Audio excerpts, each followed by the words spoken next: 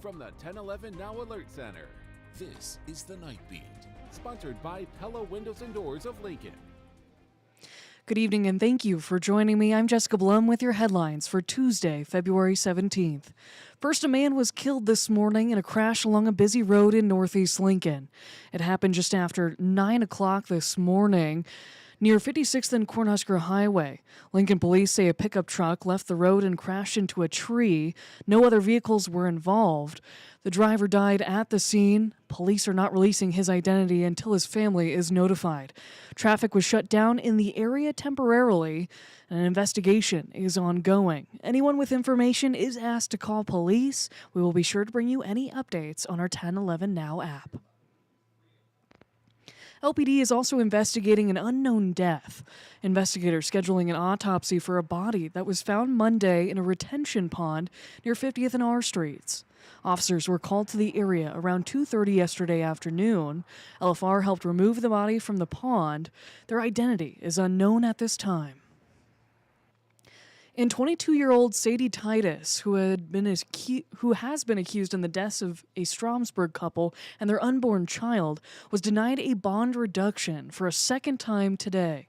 Titus is currently charged with 2 counts of accessory to murder, as well as other charges. Her bond was set at $1 million. She is due back in court early next month. Today marks 1 year since the death of Nebraska State Patrol Trooper Kyle McCasey. McCasey was killed while responding to a crash on Interstate 80.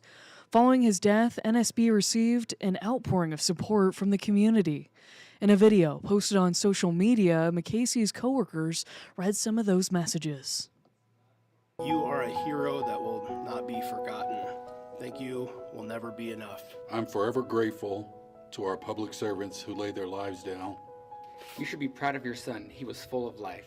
He was an example to others and was the type of person to take his own shirt off his back if anyone needed his help. McCasey was a 10-year veteran of the Nebraska State Patrol. He served in the patrol division, carrier enforcement, and as a crisis negotiator. NSP's full video can be found on our 1011 Now app on Roku. Millions of dollars have been paid out of the state's budget and are still flowing to attract companies to operate in Nebraska. But the Nebraska State Auditor says some of these companies are now not operating in state. It's not just about these hefty incentive payments from the state, though.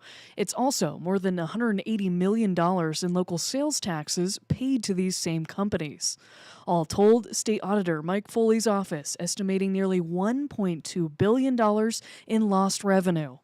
The Imagine Nebraska Act gives tax credits to these businesses based on the number of employees they hire. A report from last year shows that as of June 30th, there were 112 active agreements with businesses to get these tax incentives. But the crux of the issue is there is no obligation to continue agreement. The legislature is facing a budget deficit of $471 million. Foley telling us it's clear the state is sending money out that it shouldn't be. That doesn't make a whole lot of sense to me, particularly at a time when the state legislature is grappling a very, very difficult budget season, trying to make some difficult cuts, painful cuts that might hurt some people, and yet we're still paying millions of dollars to corporations that have gone defunct or they've simply left Nebraska. Foley saying he doesn't believe this is something indicative of intentional wrongdoing, but more likely an oversight. Something that fell through the cracks as corporate tax laws were being written and rewritten in recent years. The report has a list of the agreements, and we've found several companies across the state that have closed despite multi-million-dollar investments. A popular comedian is coming to Lincoln. John Mulaney will be performing at Pinewood Bowl on August 21st. Mulaney has several comedy specials under his belt and has also appeared in numerous TV shows and movies. Tickets go on sale Friday at 10 a.m., and you can find more information by downloading our 1011 Now app.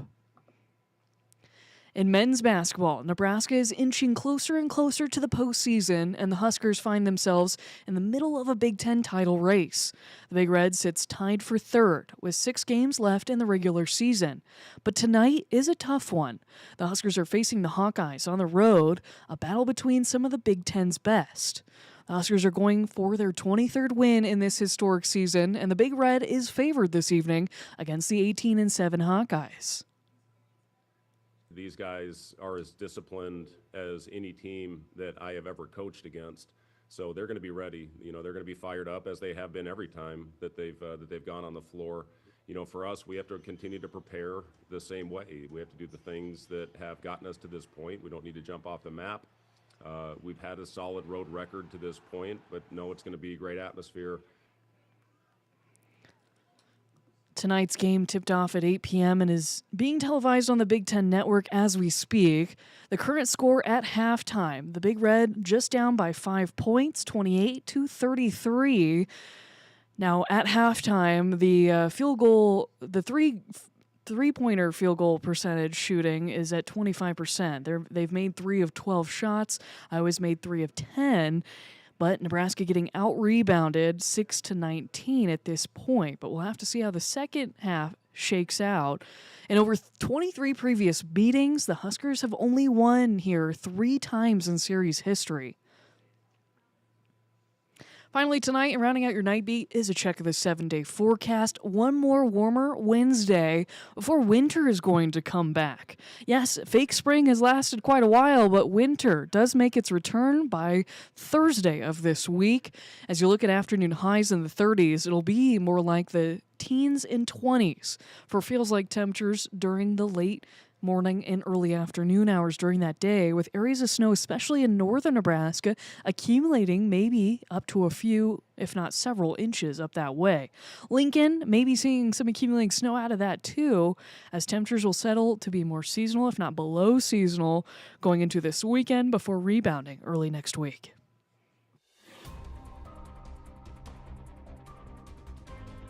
You've been listening to The Night Beat. Sponsored by Pella Windows and Doors of Lincoln. Watch, listen, and stream on the 1011 app on YouTube or wherever you get your podcasts.